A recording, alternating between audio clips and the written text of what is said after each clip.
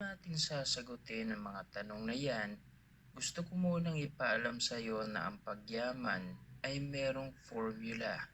Ang pagyaman ay hindi tiyamba at kusa lang na nangyari sa buhay ng isang tao. Meron itong formula na kapag natutunan at in-apply mo sa iyong sarili, paniguradong maa-attract na sa iyo ang pera. Alam ito ng mga mayayaman, kaya ito ang ginagamit at sinusunod nila. Kung pakiramdam mo ngayon na parang nagtatrabaho ka lang para makaraos at wala kang itiya kung meron bang magandang patutunguhan ng iyong mga ginagawa araw-araw, paniguradong wala kang formula na sinusunod sa pag-attract ng iyong goal. O kung meron man, paniguradong maling formula yan. Common na formula ng mga taong nasa rat race o mga taong nasa paycheck to paycheck cycle ay ito. Pagkatapos mag-aral, maghanap ng magandang trabaho, mag-ipon, magpatayo ng bahay, at kumuha ng sasakyan gamit ang utang, bumuo ng pamilya, magtrabaho hanggang tumanda at magretiro. Ang problema sa ganitong formula ay magagamit mo lang ang majority ng iyong oras sa pagtatrabaho at hindi sa pagbuo ng asset na pwede mong mapamana sa iyong mga anak. Tandaan mo na ang pagyaman ay hindi lang yan para sa iyo. Para din yan sa iyong pamilya at mga taong sumusuporta sa iyo. So kung gusto mong yumaman at makabuo ng generational wealth, baguhin mo ang formula na iyong sinusunod. At ang formula na tinutukoy ko dito ay ang pag-uusapan natin ngayon. Binubuo ito ng 6 na steps na sumusuporta sa bawat isa. Ito ang step-by-step process na pwede mong sundin sa iyong pagyaman. Bago tayo magsimula, siguraduhin meron kang papel at ballpen para malista mo ang mga mahahalagang aral. At huwag mo rin kalimutang i-like ang video ito pagkatapos mo itong mapanood. Salamat! Step 1. Maghanap ka ng trabaho. Yung iba sa atin ay mapalad na pinamanahan ng negosyo at maraming pera ng kanilang mga magulang. Pagkatapos nilang mag-aral ay hindi na sila naghahanap ng trabaho dahil magmamanage na agad sila ng negosyo. Pero karamihan sa atin ay walang ganitong uri ng buhay. Karamihan sa atin ay laki sa hirap at kailangan talaga nating magsimula sa ibaba at maghanap muna ng trabaho. Dahil kailangan natin ng income para masuportahan natin ang ating mga pangangailangan. At dahil kulang pa tayo sa karanasan, magandang opportunity din ang pagtatrabaho para magkaroon tayo ng skill sa isang bagay. Yes, alam ko kung gaano kahirap ang magtrabaho. Kailangan mo gumising ng maaga para hindi malate. Sundin kung ano ang request ng iyong boss. Makipag-deal sa mga masungit na customers at iba pa. Pero kahit mahirap ang mga gawain na ito, diyan ka rin magkakaroon ng disiplina sa iyong sarili. Matuto kung paano mag-adjust sa iyong sitwasyon, kung paano mag-manage ng oras, kung paano makipag-usap ng maayos sa mga tao, at kung paano i-handle ang mga malalaking problema. Ang mga skills na ito ay katulad lang din sa skills ng isang entrepreneur at magagamit mo ito sa iyong negosyo sa hinaharap at pati na rin sa tunay na buhay. Magandang magsimula ka sa pagkakaroon ng trabaho. Maging proud ka na meron kang trabaho ngayon dahil pinatunayan mo sa iyong sarili na marunong kang umako ng responsibilidad at kaya mo palang kumita ng sarili mong pera. Step 2. Palakihin mo ang iyong income. Kahit kumikita ka pa ngayon ng sapat na halaga sa iyong trabaho at natutustusan mo naman ang iyong mga pangangailangan, mahalagang trabahuin mo pa rin na mapalaki ang iyong income para mabilis kang makaipon ng pera. At mamaya ay pag-uusapan natin kung ano ang purpose ng pag-iipon. saan ito maganda ilagay. Ang dahilan kung bakit kailangan mong i-increase ang iyong income, yun ay dahil hindi mo dapat iaasa sa iyong trabaho ang iyong pagyaman. Siguro kung CEO ka ng isang kumpanya, pwedeng hindi mo na iisipin kung paano i-increase ang iyong sahod. Pero kung kumikita ka lang ng minimum na sahod ngayon, magandang i-consider mo rin na palakihin pa ang iyong income. At isa pa, ang income sa iyong trabaho ay malabo yang tataas. Kung tataas man, ay 3 to 5% lang sa isang taon. At habang tumatagal ang panahon, patuloy din na tataas ang presyo ng mga bilihin. At syempre dadami rin ang iyong responsibilities. Magkakaroon ka na ng pamilya, meron ka ng pinapaaral, kukuha ka ng sasakyan, magpapatayo ng bahay at iba pa.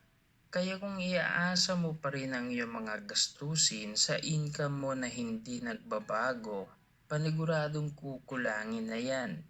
Kung gusto mong yumaman, i-prioritize mo muna ang pagpapalaki ng iyong income. Kung paano, i-increase mo ang value na binibigay mo sa mga tao. Halimbawa sa iyong trabaho ngayon, isipin mo kung anong serbisyo ang kaya mo pang ibigay para matulungan mo ang kumpanya na ma-hit ang kanyang target ngayong taon. Kung hindi man tataas agad ang iyong income, paniguradong magiging skillful ka naman sa isang bagay at ang skill na yan ay magagamit mo sa hinaharap kapag nakakita ka na ng mas malaking opportunity. Step 3. Mag-ipon ka ng pera. Kapag meron kang trabaho at kumikita ka na ng malaking halaga, gamitin mo yan bilang isang opportunity na makaipon ng pera. Sa tuwing natatanggap mo ang iyong income, ay wag lang puro gastos at mag-limit ka rin sa pagpapahiram ng pera sa iyong mga kamag-anak at kaibigan. Tandaan mo na hindi ka pa mayaman at nasa second step ka pa ng formula. Kaya wag mong hayaan na mapunta lahat sa gastos ang pinaghirapan mong pera at wag mo ring hayaan na gagawin kang extended income ng iyong mga kamag-anak. Mas mabuting gawan mo ng goal ang iyong income. Magdesisyon ka kung magkano ang gusto mong maipon every month. Kung gusto mong ipunin ang 30% ng iyong income, gawin mo yan. Dahil merong tatlong dahilan kung bakit kailangan mong mag-ipon. Una, para sa emergency. Dapat meron kang nakareserbang pera sa mga unexpected na pangyayari. Kung magkano, katumbas dapat ng 3 to 6 months ng iyong expenses. Pangalawa, para sa pag-i-invest o pagbuo ng isang asset. Ito yung pang long term na purpose. Kailangan mong gawing katulong ang iyong pera sa pagkita ng pera. Dahil kung magre-retiro ka na, meron ka pa ring source of income. At pangatlo, para sa iyong edukasyon. Ang edukasyon ay hindi lang yan nagtatapos sa eskwelahan. Alam nating lahat na marami pa tayong dapat matutunan sa tunay na buhay. At mahalagang gamitin mo ang iyong ipon para mag-invest din sa iyong sarili. Katulad ng pagbili ng libro, pag-attend sa mga seminars, at pag-enroll sa mga online courses. Huwag mong tularan yung iba na pagkatapos nakahanap ng trabaho ay nagsettle na lang. Ang gawin mo dapat ay magpatuloy sa pagpapalaki ng iyong income. Huwag gumastos ng sobra at iwasan ding gumastos ng wala sa plano. Nang sa ganun ay makaipon ka ng mabilis at marami ka ring pera na pwedeng i-invest. Step 4. I-invest mo ang maliit na porsyento ng iyong ipon. Pagkatapos mong makahanap ng trabaho, mapalaki ang iyong income at makaipon ng sapat na halaga, mahalagang mag-invest ka rin ng pera. Kung bakit maliit na porsyento lang ang dapat mong i-invest at hindi 100%, Yun ay dahil hindi natin maiiwasan ang risk ng pag-i-invest. Kung sakaling hindi nag-work ang una mong investment, at least meron ka pa ring pera na pwede mong magamit sa susunod mong investment. Ang investment na papasukan mo ay nakadepende yan kung anong uri ka ng investor. Nakadepende din yan sa iyong goal, sa iyong risk tolerance, sa kung magkano ang willing mong i-invest, at sa iyong interest na matuto. Pwede kang mag-invest sa mga long-term investments, katulad ng stock market, real estate, at gold. Ang mga investments na ito ay kumuna nag-a-appreciate ang value. Habang tumatagal, lalong tumataas ang halaga. Depende sa takbo ng ekonomiya. Bibilhin mo ito ng mura at ibebenta mo ng mahal paglipas ng mahabang panahon. At meron namang mga income generating asset katulad ng sarili mong negosyo. Ang kagandahan sa ganitong uri ng investment ay hindi mo na kailangang maghintay ng mahabang panahon bago ka may kikitain. Dahil posibleng araw-araw itong magbibigay sa iyo ng income.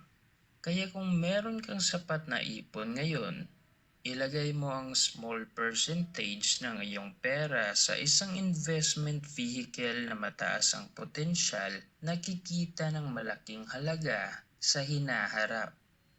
Step 5. Padamihin mo ang iyong income sources. Once nakapag-invest ka na ng iyong pera, ang magandang gawin mo ay magpatuloy sa pagpadami ng iyong assets. Hanapin mo yung uri ng asset na pwede mong ma-leverage ang oras at skills ng ibang tao para kung sakaling konting oras lang ang mailalaan mo dito, ay kaya pa rin itong mag-function. Sa level na ito ay kailangan mo nang mag-diversify para hindi ka lang aasa sa isang source ng income. Halimbawa, meron kang income na natatanggap sa iyong trabaho, income sa iyong investments, at income galing sa iyong negosyo. Kung kumikita ka ng active income, dapat ay kumikita ka rin ng passive income. Common na makikita natin sa mga mayayaman ay meron silang iba't ibang assets. Ginagawa nila ito para marami silang mapagkukunan ng pera at maganda itong tularan dahil sa panahon natin ngayon, napaka-risky kung umaasa ka lang sa isang source ng income. Intindihin mo na lang na kaya mo afford lahat ng mga pangangailangan mo ngayon dahil sa iyong trabaho. Pero what if mawalan ka ng trabaho at yan lang ang nag-iisa mong source of income? O di naman kaya ay isa kang magsasaka at umaasa ka lang sa iyong sakahan? What if nagkaroon ng bagyo at hindi mo na maibebenta ang iyong mga pananim? Saan ka kaya kukuha ng pera? Kahit medyo negative ang ganitong pag-iisip, kailangan pa rin natin itong i-consider dahil posible itong mangyari. Kaya napaka-relevant na ng ideya na bumuo ka ng multiple streams of income. Dahil na-witness naman natin lahat kung ano ang nangyari sa mga kababayan natin noong nagdaang pandemic. Tandaan mo na lang na kapag marami kang source of income, hindi ka masyadong maaapektuhan kung sakaling nagka-problema ang isa mong asset dahil meron ka pang ibang asset na nagtatrabaho at nagbibigay ng income sa iyo. Step 6. Huwag mong baguhin agad ang iyong lifestyle. Isa sa common decision ng mga taong naging mayaman at bumalik sa pagiging mahirap ay kapag kumikita na sila ng malaking halaga,